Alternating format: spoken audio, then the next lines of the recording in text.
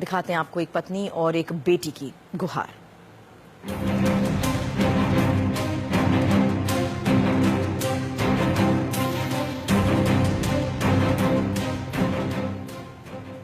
उन्नाव की एक महिला रो रो कर प्रधानमंत्री मोदी और विदेश मंत्री सुषमा स्वराज से मदद की गुहार लगा रही हैं। उनके आंसू हैं कि थमने का नाम नहीं ले रहे। कुवैत में फंसे उनके पति को नहीं ले रहे हैं। वो चाहती हैं कि उसकी महिला का पति पवन 3 साल पहले रोप कार किसी तरह से भारत लेकर आए। सरकार इस रोटी की तलाश में कुवैत गया था, लेकिन कुवैत में वो एक शेख के चंगुल में फंस गया और यहाँ उन्नाव में तब से परिवार का रो रो कर बुरा हाल है। दर्द का आलम देखिए कि उन्नाव में पवन की 3 साल की बेटी हर रोज माँ से पूछती है कि पापा कब आएंगे, लेकिन मम्मी के पास इस मासूम सवालों का कोई जवाब नहीं है। साल की छोटी बेटी है जिसने अभी तक अपने पिता का चेहरा भी नहीं देखा, और वो बहुत हमेशा मुझसे पूछती है मेरे पापा कब आएंगे मम्मा। क्या जवाब दे, बेटी को कैसे समझाए पिता कब लौटेंगे। इस नन्ही परी को कैसे बताए ये मजबूर मां। बस इस सवाल पर हर बार बहला देती है, फुसला देती है, और जब आंसू दर्द बनकर आंखों से छलकने लगते हैं तो यही मासूम मां को चुप कराने लगती है। जानते हैं इस परिवार के साथ क्या हुआ है? कहां गए इस मासूम के पिता? असल में यह छोटा सा परिवार उत्तर प्रदेश के उन्नाव में रहता है।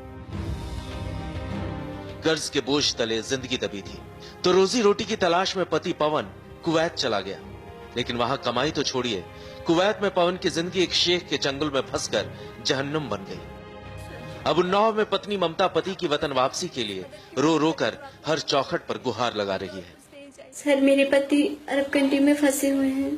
3 साल से वो बहुत परेशान है सर। वो इंडिया नहीं आ पा रहे हैं। उनके अरबी ने उनका पासपोर्ट ले लिया है। और सर, मैं आप लोगों से हाथ जोड़ के निवेदन करती हूँ कि आप लोग मेरे पति को सही सलामत इंडिया वापस बुलाएं।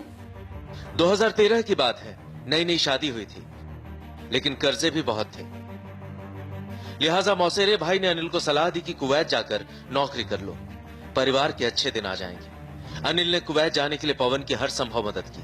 जहरा शहर में शेख अब्दुल की लॉन्ड्री में पवन को काम भी दिलवाया। पवन ने जीतोड़ मेहनत की, लेकिन जब तनख्वाह देने की बारी आई तो शेख ने बहाने बनाए। शेख ने भरोसा दिलाया कि 6 महीने का वेतन इकट्ठे दे देगा, लेकिन 6 महीने बीतने के बाद भी पवन को 1 पैसा नहीं मिला। पवन ने जब शेख से अपना हक मांगा तो शेख ने पवन को उल्टे फंसा दिया 3000 दिनार की चोरी के आरोप में। शेख ने पवन का पासपोर्ट तक जब्त कर लिया, पवन को बंधुआ मजदूर बना दिया। लेकिन एक रोज किसी तरह शेख के चंगुल से भागकर पवन इंडियन एम्बेसी पहुंचा, मगर पासपोर्ट वीजा न होने के कारण उसकी कोई मदद नहीं हो सकी। एक बार फिर उम्मीद निराशा में बदल गई और यहाँ पत्नी की जिंदगी पति के बगैर वीरान।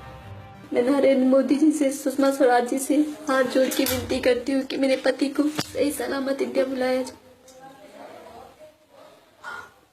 वो एक वर्क वीजे पे गए हुए थे काम करने के लिए। उन्हें नहीं पता था कि उनके साथ धोखा हो रहा है।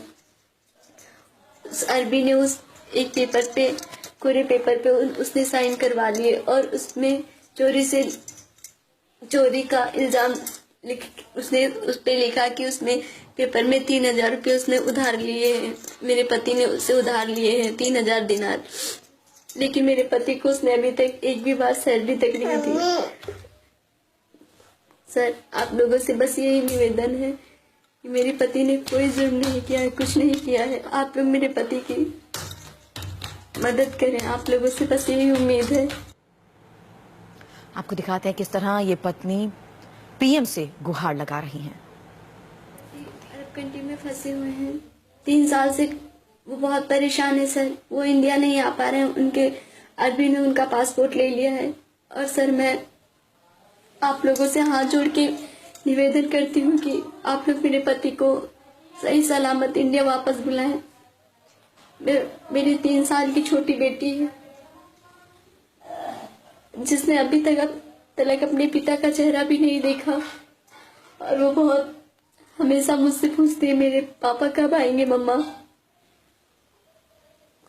सर, मैं आप लोगों से निवेदन करती हूँ मेरे पति को सही सलामत इंडिया बुलाया जाए। मैं नरेंद्र मोदी जी से, सुषमा स्वराज जी से हाथ जोड़ के विनती करती हूँ कि मेरे पति को सही सलामत इंडिया बुलाया जाए।